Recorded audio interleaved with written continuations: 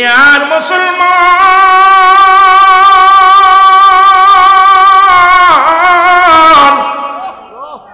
ওলি চাইছিলেন রাসূলকে অপবাদ দিতে, ইসলামকে খাটো করতে গো, পারে নাই। স্বর্ণের পুতুল যখন অমুসলমান সাক্ষী দিয়া দিছে, দলে দলে মানুষ ইসলাম ধর্ম কবুল করেছে, রাসূলের জয় হয়েছে। আমার নবীজি মাথা উঁচু করে ময়দান ছেড়ে রওনা হয়ে গেছে। পথের মধ্যে দেখে বিশাল একটা দানব জিন, হাতের মধ্যে খোলা তরবারি, রক্তমাখা তরবারির মধ্যে রক্তমাখা রয়েছে।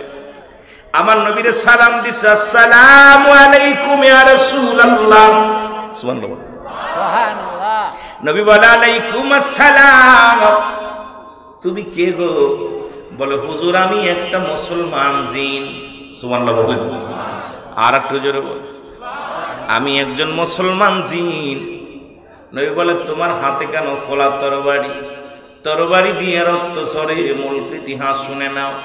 বলে ইয়া রাসূলুল্লাহ, ইয়া হাবিবাল্লাহ, ইসলাম ধর্মটাকে উপহাসের পাত্র বানাইতে চেয়েছিল খালিদ। ইয়া রাসূলুল্লাহ, ইয়া হাবিবাল্লাহ, ওই খালিদের কি করেছিল? ওই পুতুলের মধ্যে একজন বদ জিন, একজন কাফের জিন প্রবেশ করেছিল আপনার ইসলামটাকে কলঙ্ক দিতে। নবী গো, ওরে আদম নবীর বানানোর আগে আমি ওই আদম নবী থেকে শুনেছি আপনার নাম, ঈসা নবীর থেকে শুনেছি আপনার নাম, মুসা নবীর থেকে শুনেছি আপনার নাম, দাউদ নবী থেকে শুনেছি আপনার নাম, এই রকম অসংখ্য নবীদের থেকে আপনার নাম শুনেছি। আমার বয়স অনেক গো ইয়া রাসূলুল্লাহ, ইয়া হাবিবাল্লাহ, আমি একজন মুসলিম জিন। ইয়া রাসূলুল্লাহ, ইয়া হাবিবাল্লাহ, আমি একজন ঈমানদার জিন। আমি যখন আসতেছিলাম ওই পথ দিয়া দেখি এই দুষ্ট জিন পুতুলের মধ্যে ভর করিয়া মানুষকে ঈমান হরণ করে। ইয়া রাসূলুল্লাহ, ইয়া হাবিবাল্লাহ, ওকে আমি হত্যা করেছি, নিজ হাতে হত্যা করেছি, জবাই করিয়া একটু আগে যিনি সাক্ষী দিয়েছিল পুতুলের মধ্যে, সেই ব্যক্তি আর কেউ নয়, তিনি হলাম আমি ঈমানদার জিন। ইয়া রাসূলুল্লাহ, ইয়া হাবিবাল্লাহ, আমি ঈমানদার, কারণ আমার রাসূলের ধর্মের উপরে আঘাত টানবে আমি সহ্য করতে পারবো না, ইসলামের উপর আঘাত টানবে আমি সহ্য করতে পারি না। ইয়া রাসূলুল্লাহ, ইয়া হাবিবাল্লাহ, নবী গো, আপনার কদমের মধ্যে একটু জমা দেওয়ার সুযোগ আমারে কইরা দেন গো। এই কদমের তুলি লইয়া আমি ধন্য হতে চাই নবী গো, এই কদমের একটু বালু নিয়ে আমি জীবনের ধন্য হতে চাই। ইয়া রাসূলুল্লাহ, ইয়া হাবিবাল্লাহ, আর ইসলামের কেউ কলঙ্ক যদি করতে চায় আমি মুসলিম জিন তার দুনিয়া থেকে চিরকতল করে দিব।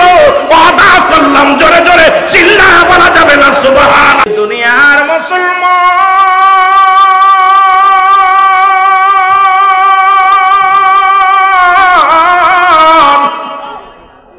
নবী লাগবে কবরে, নবী লাগবে মিজানে, নবী লাগবে ফুলসিরাতে, নবী লাগবে ইয়াউমুল কিয়ামতের ময়দানে। নবী বিনে কোনো বান্ধব নাই, নবী বিনে কোনো গতি নাই, নবী বিনে কোনো উপায় নাই। কবরে নবী, হাসরে নবী, মিজানে নবী, ফুলসিরাতে নবী, জিন্দেগির মধ্যে নবী, নবী বিনে কোনো উপায় থাকবে না, কোনো গতি থাকবে না। তাই সুন্নিরা তাই নবী নবী বলে পাগল, জোরে বলেন ঠিক কিনা? রাসূলের মহব্বত যার অন্তরে যতটুকু, তার ঈমান বলতে ততটুকু। নবীর প্রেম ভালোবাসা যার অন্তরে নাই, তার ঈমান বলতে কিছু নাই, সরাসরি বেঈমান। কথা বলতে নিবা, নবীর প্রেম ভালোবাসা যার অন্তরে নাই। মাগুরা জেলার মানুষ আর এই মাধবপুরের ভাষা এক না। আপনাদের এলাকায় বেশি বেশি প্রোগ্রাম করতে করতে প্রায় ভাষা আমি শিখে ফেলেছি আপনাদের, এই জন্য আপনাদের ভাষায় কথা বলতেছি। আমার মাগুরা জেলার ভাষা আর আপনাদের, আমি ঢাকা থেকে 250 কিলো দূরে বাড়ি, আপনারা আমার আপনজন হয়ে গেছেন। কারণ এই মকবঙ্গে প্রোগ্রাম করতে করতে এলাকার মানুষের সাথে যে আন্তরিকতা, ভালোবাসা, হৃদয়ের স্তন থেকে দখল করে নিছি, আপনারাও নিছেন, এটা আমার দেশের মানুষের সাথে নিতে পারিনি। কারণ আমার বঙ্গে তো সুন্নি কারো এটা বজাই না, কথা বুঝেন নি? এই জন্য আপনার আমার এত আপন মানুষ শেষ করতে পারি না বলে। যখন কথা বলেন মনে হয় যে বুঝতে পারছে, তখন আনন্দ লাগে। আর যখন বোবা মেরে থাকেন মনে হয় যে আমার শুধু শুধু আমি বকতেছি, আমার ভাইদের বোঝাতে পারছি না। এই জন্য কথা বললে একটু ভালো লাগে। বোঝেন কথা? কথা বোঝা যায়? মহব্বতের সঙ্গে দুরূদ শরীফ পড়েন। আল্লাহুম্মা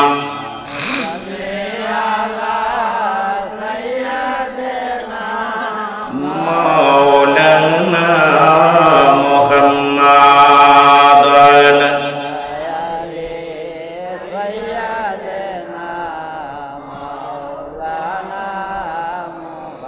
এ দুনিয়ার মানুষ শুনে নাও, গভীর মনোযোগ মুসলমান, দিলের কান্ডা লাগা শোনো। রাসূলুল্লাহ যখন এই কালেমা দিয়া শুরু করলো, মক্কা মদিনার মানুষেরা দলে দলে পাগল হয়ে গেলেন, কালেমা পড়ে মুসলমান হলেন। কিন্তু অলিদ নামে একজন বাটপার ছিল, কাজ্জাব মুনাফিক ছিল, যিনি ছিল কাট্টা কাফের, রাসূলকে মানতে পারে নাই। উনি আল্লাহকে খুদা বলে মানতে পারে নাই। উনি পুতুল বানাইলেন, স্বর্ণ একটা বড় পুতুল বানাইলেন, আর এই পুতুলের মধ্যে প্রতিনিয়ত সিজদায় পড়ে থাকতেন। ভগবান বানায়া পূজা করতে লাগলেন। কারণ তার ধারণা আল্লাহ বলতে কিচ্ছু নাই, আল্লাহ আমার এই ভগবান, আল্লাহ এই আমার পুতুলটা মাটির মাটির পুতুল নাই, স্বর্ণের পুতুল বানাইলেন, বড় একটা পুতুল বানাইলেন। ওলিদ প্রতিনিয়ত সিজদায় পড়ে থাকে গো, ভগবান ভগবান বলে ডাক দেয়, খোদা খোদা তুমি আমার রহম করো। একদিন গভীর রাত্রে অলিদ শুয়ে আছে, ওই প্রতিমার ভিতর থেকে আওয়াজ আসলো, হে অলিদ, অলিদ শোনো, ভালো করে শোনো। অলিদের ঘুম ভেঙে গেলেন, ডাক দেখো, আব্দুল্লাহর বেটা মুহাম্মদ একটা দান্দাবাজি, আব্দুল্লাহর বেটা মুহাম্মদ একজন কাজ্জাব মিথ্যাবাদী। মুহাম্মদকে যারা মানবে তারা ঈমান হারায় ফেলবে, মুহাম্মাদের অনুকরণ যারা করবে তারা দুনিয়া থেকে বঞ্চিত, দুনিয়া থেকে লাঞ্ছিত, তারা ওপারেও লাঞ্ছিত হয়ে যাবে। আব্দুল্লাহর বেটা মুহাম্মদ সে একটা কাজ্জাব মিথ্যাবাদী, তার ধর্ম মিথ্যা, তার আল্লাহ মিথ্যা, তার প্রতি ঈমান আনা যাবে না। ওলিদ লাভ দুটো চিন্তা করে মুসলমানদের শেষ করার বড় একটা উপায় পেয়ে গেলাম। এবার সকালবেলা ঘুম থেকে উঠে ডাক দে, বলো আমার ভাইয়েরা, বৎসরা, আমার ছেলে মেয়ে শোনো, আমার গোষ্ঠীর লোকগুলো শোনো, আমার দেবতা কি বলে শোনো। দেবতার সামনে যে দাঁড়ায়া অলিদ বলে, ও দেবতা বলো মুহাম্মদ সম্পর্কে তোমার মতামত কি?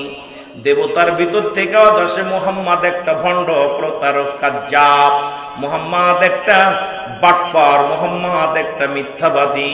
এই মুহাম্মাদের ধর্মের ভিতরে যে যাবে তার ঈমান নষ্ট হয়ে যাবে। মুহাম্মাদের নাম যারা শুনবে, মুহাম্মাদের বংশধারের মধ্যে যারা ঈমান আনবে তার ঈমানও চলে যাবে। সুতরাং মুহাম্মাদের ধর্ম মানা যাবে না, মুহাম্মাদকেও মানা যাবে না। গ্রামের মানুষগুলো সব কথা শুনে অলিদের পক্ষে চলে যেতে লাগলো। এবার গ্রামবাসীর পক্ষে যাইতে লাগলো। অলিদ চিন্তা করে, এখন জেলা দরকার, থানার দরকার, গোটা মহল্লার মানুষের জানানোর দরকার।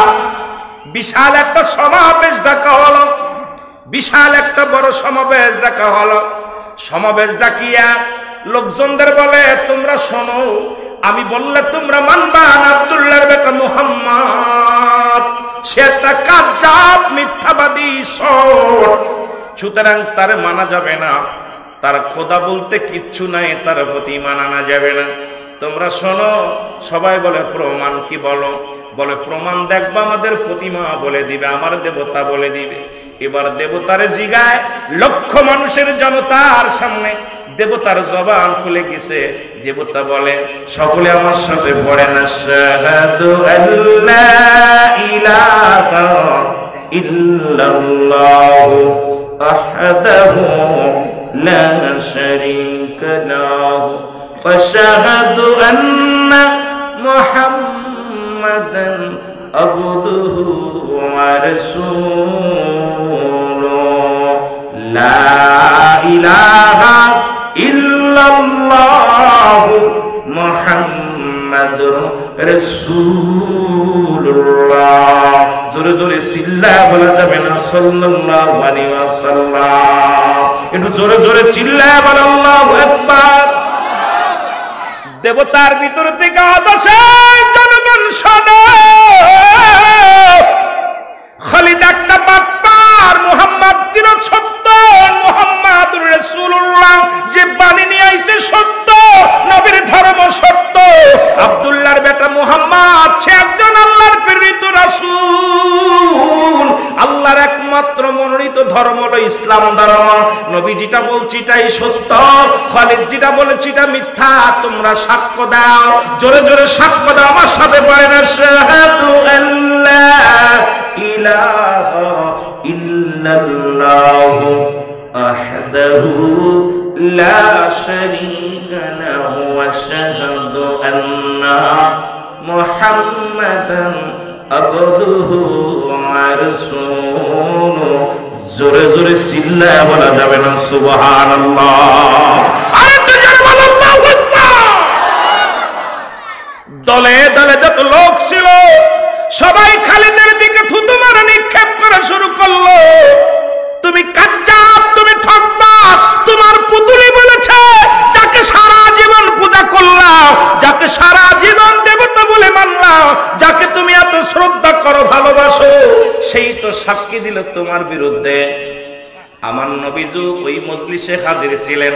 সব দলে দলে লোক রাসূলুল্লাহর দলে চলে গেলেন। শত শত মানুষ কালেমা পড়ে ঈমান আনলেন। আর রাগান্বিত হইয়া, এ মুসলমান, ক্ষিপ্ত হইয়া ওলিদ কি করলেন? ওই স্বর্ণের পুতুলটা ছুঁড়ে ভেঙে ফেললেন। জোরে জোরে চিল্লায় বলা যাবে না আল্লাহু আকবার? আর জোরে জোরে চিল্লায় বলা যাবে না আল্লাহু আকবার? মদিনা যাইতে পারলাম না, মদিনা দেখতে পারলাম না, মদিনা যাইতে পারলাম না, মদিনা আমি অসহায় তাই এত দূরে রই, আমি অসহায় তাই এত দূরে রই, দূর থেকে সালাম জানাই, আমি দূর থেকে সালাম জানাই, মদিনা যাইতে পারলাম না, মদিনা। একটু মহব্বতে বলেন মদিনা যাইতে পারলাম না, মদিনা। মদিনা নাম কত মধু,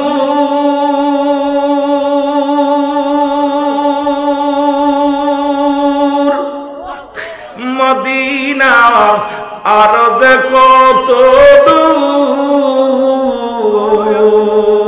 মদিনার নাম কত মধু,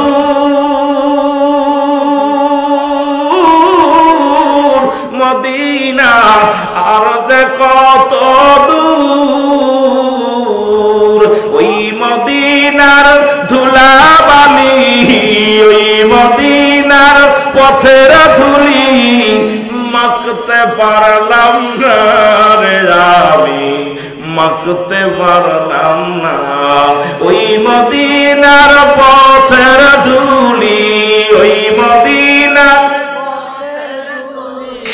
মাখতে পারলাম না, মদিনায় যাইতে পারলাম না রে, আমি যাইতে পারলাম না, মদিনা দেখতে পারলাম না রে, আমি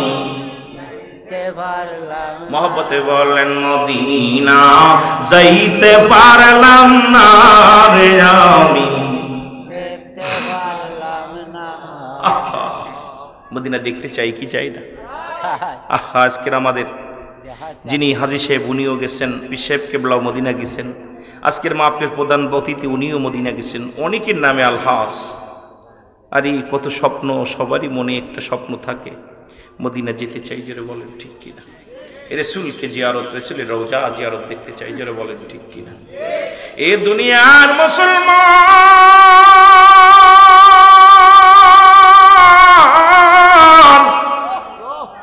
ওলিদ চাইছিলেন রাসূলকে অপবাদ দিতে, ইসলামকে খাটো করতে গো, পারে নাই। স্বর্ণের পুতুল যখন অমুসলমান সাক্ষী দিয়া দিছে, দলে দলে মানুষ ইসলাম ধর্ম কবুল করেছে, রাসূলের জয় হয়েছে। আমার নবীজি মাথা উঁচু করে ময়দান ছেড়ে রওনা হয়ে গেছে। পথের মধ্যে দেখে বিশাল একটা দানব জিন, হাতের মধ্যে খোলা তরবারি, রক্তমাখা তরবারির মধ্যে রক্তমাখা রয়েছে। আমার নবীরে সালাম দিছে, আসসালামু আলাইকুম ইয়া রাসূলুল্লাহ। সুবহানাল্লাহ। নবী বলে, আলাইকুম আসসালাম। তুমি কে গো? বলে, হুজুর আমি একটা মুসলমান জিন। সুবহানাল্লাহ বলেন। আর একটু জোরে বল, আমি একজন মুসলমান জিন। নবী বলে, তোমার হাতে কেন খোলা তরবারি? তরবারি দিয়ে রক্ত ঝরে, মূল ইতিহাস শুনে নাও। বলে, ইয়া রাসূলুল্লাহ, ইয়া হাবিবাল্লাহ, ইসলাম ধর্মটাকে উপহাসের পাত্র বানাইতে চেয়েছিল খালিদ। ইয়া রাসূলুল্লাহ, ইয়া হাবিবাল্লাহ, ওই খালিদের কি করেছিল? ওই পুতুলের মধ্যে একজন বদ জিন, একজন কাফের জিন প্রবেশ করেছিল আপনার ইসলামটাকে কলঙ্ক দিতে। নবী গো, ওরে আদম নবীরে বানানোর আগে আমি ওই আদম নবী থেকে শুনেছি আপনার নাম, ঈসা নবীর থেকে শুনেছি আপনার নাম, মুসা নবীর থেকে শুনেছি আপনার নাম, দাউদ নবী থেকে শুনেছি আপনার নাম, এই রকম অসংখ্য নবীদের থেকে আপনার নাম শুনেছি। আমার বয়স অনেক গো ইয়া রাসূলুল্লাহ, ইয়া হাবিবাল্লাহ, আমি একজন মুসলিম জিন। ইয়া রাসূলুল্লাহ, ইয়া হাবিবাল্লাহ, আমি একজন ইমানদার জিন। আমি যখন আসতেছিলাম ওই পথ দিয়া দেখি এই দুষ্ট জিন পুতুলের মধ্যে ভর করিয়া মানুষকে ঈমান হরণ করে। ইয়া রাসূলুল্লাহ, ইয়া হাবিবাল্লাহ, ওকে আমি হত্যা করেছি, নিজ হাতে হত্যা করেছি, জবাই করিয়া একটু আগে যিনি সাক্ষী দিয়েছিল পুতুলের মধ্যে, সেই ব্যক্তি আর কেউ নয়, তিনি হলাম আমি ঈমানদার জিন। ইয়া রাসূলুল্লাহ, ইয়া হাবিবাল্লাহ, আমি ঈমানদার, কারণ আমার রাসূলের ধর্মের উপরে আঘাত আনবে আমি সহ্য করতে পারবো না, ইসলামের উপর আঘাত আনবে আমি সহ্য করতে পারি না। ইয়া রাসূলুল্লাহ, ইয়া হাবিবাল্লাহ, নবী গো, আপনার কদমের মধ্যে একটু জমা দেওয়ার সুযোগ আমারে কইরা দেন গো। এই কদমের তুলি লইয়া আমি ধন্য হতে চাই নবী গো, এই কদমের একটু বালু নিয়ে আমি জীবনের ধন্য হতে চাই। ইয়া রাসূলুল্লাহ, ইয়া হাবিবাল্লাহ, আর ইসলামের কেউ কলঙ্ক যদি করতে চায় আমি মুসলিম জিন তার দুনিয়া থেকে চির কতল করে দিব। ওয়াদা করলাম, জোরে জোরে চিল্লা বলা যাবে না সুবহানাল্লাহ।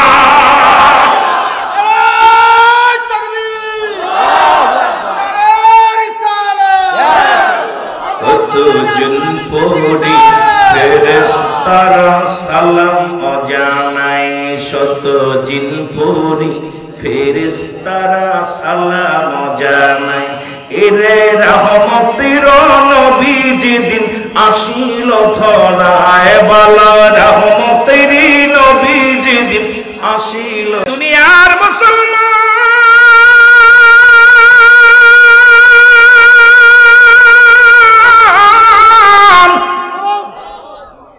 যারা কয় নবী মারা গেছে রে, যারা কয় নবী মারা গেছে তাদের জন্য বলি নবী কওফাতি খায়রুল লাক, নবীর কথা হনরে, নবী আমার ইন্তেকালটা আমার উম্মতের জন্য কল্যাণ স্বরূপ। জোরে জোরে বলো মারহাবা। পৃথিবীর মধ্যে যদি কোন উম্মত কোন ভালো কর্ম করে, নামাজ রোজা হজ যাকাত করে, আমি নবী সঙ্গে সঙ্গে আল্লাহর দরবারে প্রশংসা করি ওই উম্মতের হইয়া। আবার যদি কোনো উম্মত পৃথিবীর মধ্যে গুনাহের কাজ করে, সঙ্গে সঙ্গে আমি নবীজি আল্লাহর দরবারে ইস্তেগফার করি, ক্ষমা চাই। আমার আল্লাহ, অমুক গ্রামে অমুক ব্যক্তি আল্লাহ গুনাহের কাজ করেছে, আমি আল্লাহ তোমার হাবিব অমুকের তরফ থেকে তওবা করলাম, ইস্তেগফার করলাম, মাফ চাই। আল্লাহ তুমি তারে ক্ষমা করে দাও। জোরে জোরে চিল্লায় বলো সুবহানাল্লাহ। এই নবীর পক্ষে থাকার দরকার আছে কি না? আমি প্রায়টা আলোচনার মধ্যে বলি, অন্যায় করে ছেলে মাপ চায় বাবায়, অন্যায় করে গ্রামের ছেলে মাপ চায় চেয়ারম্যান মেম্বার যাইয়া। এমন নবীর পক্ষ নিছি, এমন নবীরে ভালোবাসি রে মুসলমান। ভুল করে উম্মত ক্ষমা চায় আমার নবী। এই নবীর পক্ষে থাকার দরকার আছে কি না? আর একটু জোরে জোরে চিল্লায় বলা যাবে না আছে কি না? এইবার নবীরে যারা ভুল ধরে ইউনূস আলাইহিস সালাম দোয়া পড়ে আমার সাথে পড়েন, লা ইলাহা ইল্লা আনতা সুবহানাকা ইন্নী কুনতু মিনাজ জালিমিন। ইউনূস আলাইহিস সালাম বলে, মালিক আমিও জালিমদের অন্তর্ভুক্ত হয়ে গেছি। বাবারে ওয়াজ করব কি, মনে বড় কষ্ট লাগে মাঝে মাঝে রে মুসলমান। ইউনূস আলাইহিস সালাম ডাকতে বলে, মালিক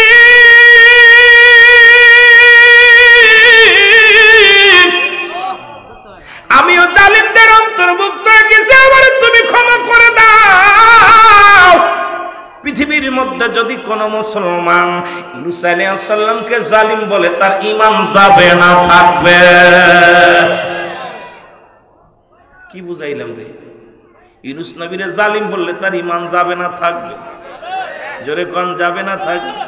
তদ্রূপ আমার নবীরে যদি কোন রকম চিন্তা করো নবীকে নিয়ে, আমার নবী সাধারণ মানুষ, নবীর নিয়ে কটুত্ব করো, আমার নবীকে নিয়ে যদি মন্তব্য করো, আল্লাহর কসম করে বলি রে, তোর ঈমান চলে যাবে রে। নবী হলো ঈমানের মাপকাঠি, নবী হলো ঈমানের মাপকাঠি, কারণ নবী হলো ঈমানের মাপকাঠি। মাঝে মাঝে কথাগুলো বলি, লক্ষ্য করবেন বাজান। ব্যক্তির জীবনের অমূল্য সম্পদের নাম হলো রূহ। মানব জীবনের অমূল্য সম্পদের নাম ঈমান। মানব জীবনের অমূল্য সম্পদের নাম ঈমান। নামাজ পড়ার শর্ত হলো ওযু। জোরে বলেন ঠিক কিনা? তায়াম্মুম না হলে ওযু। এবং ঈমান কেমন নবীজি শুনালাও। ব্যক্তির জীবনের অমূল্য সম্পদের নাম রূহু।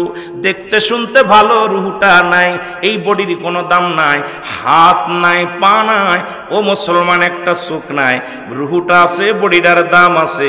একটা দেখা যায় মাসকে মাস, বছরকে বছর আব্বা জান পড়ে আছে বিছনায়, একবারও তারে বিদায় করে দেয় না, একবারও তার জন্য কবর খোঁড়া হয় না, একবারও তার জন্য গোরস্থানে নেওয়া হয় না, কারণ বাবার রূহটা এখনো দেহের মধ্যে আছে। এই জন্য ব্যক্তির জীবনের অমূল্য সম্পদের নাম রূহু। আর মানব জীবনের অমূল্য সম্পদের নাম ঈমান। ঈমানবিহীন কোনো আমল নয়। এখন একটা হলো ঈমান, একটা হলো আমল। নামাজ পড়েছেন, এটার নাম আমল। রোজা রাখছেন, এটার নাম আমল। হজ করেছেন, এটার নাম আমল। যাকাত দিয়েছেন, এটার নাম আমল। মুসলমান কুরবানি করেছেন, এটার নাম আমল। আর ঈমান হলো নবী মুহাম্মদুর রাসূলুল্লাহ। জোরে জোরে চিল্লায়া বলা যাবে না সাল্লাল্লাহু আলাইহি ওয়াসাল্লাম? জোরে জোরে চিল্লায়া বলা যাবে না আল্লাহু আকবার? ওরে তোর ঈমান নাই কিসের? নামাজ নবী নাই, নামাজ নাই, নবী নাই, হজ নাই, নবী নাই, যাকাত নাই, নবী নাই, তোর প্রেম নাই, নবী নাই, তোর জিন্দেগি নাই।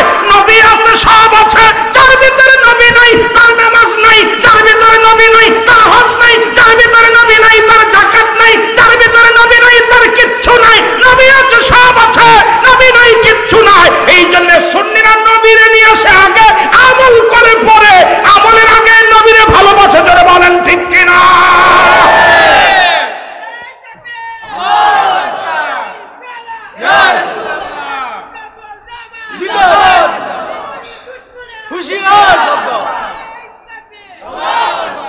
কসম ওই আল্লাহ, পিসেবকে সাক্ষী রেখে বললাম, নবী যার মধ্যে নাই তার কোন আমল নাই।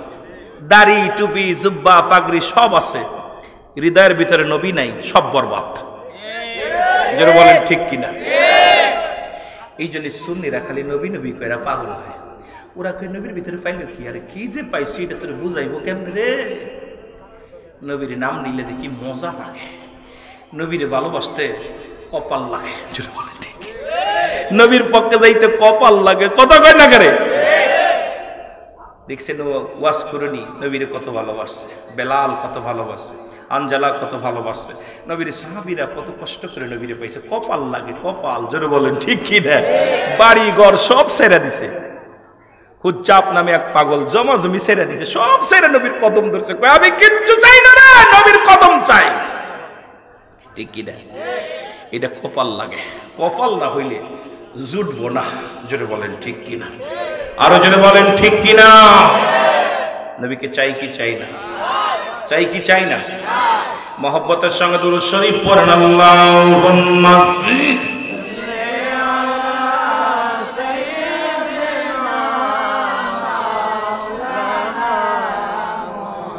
ওয়ালা আলি সাইয়্যিদিনা।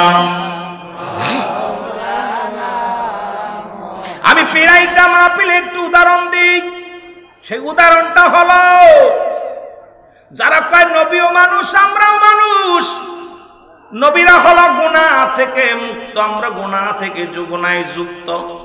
নবীরা হলো মাসুমের মাসুম, আমরা হলাম গুনাহ মার্কা মানুষ।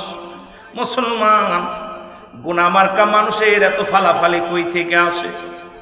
রাসূল আকরাম সাল্লাল্লাহু আলাইহি ওয়াসাল্লাম বিশেষ একদিন জরুরাত কাজে বাইর হলেন। আম্মা জান নবীর বিবি আম্মা জান খাদিজাতুল কুবরা পিছে পিছে লাগলেন। রাসূল বাথরুম করলেন, পায়খানা মুবারক করলেন। ভালো করে শুনে নেন কি করলেন। পায়খানা মুবারক, পায়খানা আল্লাহর ওলিদের হাতের আংটি মুবারক, কোট মুবারক, জুব্বা মুবারক, ওলিদের পোশাক, ওলিদের ব্যবহৃত জিনিসগুলো যেমন পবিত্র হয়ে যায়, আল্লাহর নবীদের ব্যবহৃত জিনিস সব কিছু মুবারক বলা হয়, পবিত্র বলা হয়। এটা একটা আদবের বিষয়, আর আদব সব বিষয়ের একটা মূল হলো আদব। ইবাদত যতই করেছ বেআদবে, আদবে আউলিয়া বেআদবে দেউলিয়া, আদব যে ভিতরে নাই তার কিসের বন্দেগি, তার কিসের জিন্দেগি। ও মুসলমান শুনে নাও কথাগুলো, দিলের কান্ডা লাগা শোনো। নবীজি বাথরুম করে উঠলেন। রাসূলের বিবি আম্মা জান খাদিজাতুল কুবরা একটা পাথরকে আর একটা পাথরে জ্বালায়া অন্ধকারে জমিনের মধ্যে ছটফট করতে লাগলেন, শুধু খুঁড়তেছে ঘুষ খোঁজার জন্য। জমিন ডাকতে বলে, আমার মালিক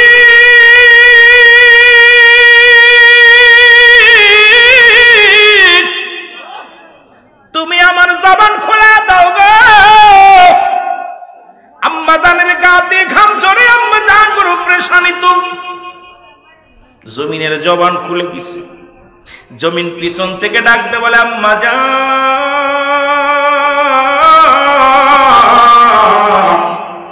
সুবহানাল্লাহ কইতে। আম্মা জান পিছনে তাকায় দেখে কেউ নাই। ডান দিক থেকে আওয়াজ আসে, আম্মা জান। ডান দিকে তাকায় দেখে কেউ নাই। বাম দিক থেকে আওয়াজ আসে, আম্মা জান। পিছনে ডান দিকে বাম দিকে তাকায় দেখে কেউ নাই। সামনের দিকে তাকায় বলে, আম্মা জান। আম্মা জান খাদিজাতুল কুবরা তাকায় দেখে কেউ নাই। সুবহানাল্লাহ বলেন। আম্মা জান বলে, কে রে তুমি? তোমার তো দেখতে পাই না। আম্মা জান বলে, ডাক দিলাম। খাদিজাতুল কুবরা বলা পর জমিন বলে, মা আমি কেউ নয়, আমি জমিন, আমি মাটি। আর একটু জোরে কইতেন নি, আর একটু জোরে সুবহানাল্লাহ। আম্মা জান বলে, জমিন রে কি বলতে চাও? বলে, আম্মা জান আপনি কি খোঁজেন? এত পরেশানিত কেন, এত পরেশানিত কেন? জমিন বলে, আম্মা জান আপনি কি খোঁজেন গো? জমিন বলে, আম্মা জান কাই মাত্র আমার নবীজি পায়খানা করে গেল। পায়খানা কোথায় গেল? আমার নবীজি পায়খানা করে গেল। আমার নবীজির পায়খানা মুবারক কোথায় গেল? জমিন বলে, আম্মা জান যেদিন থেকে আমার আল্লাহ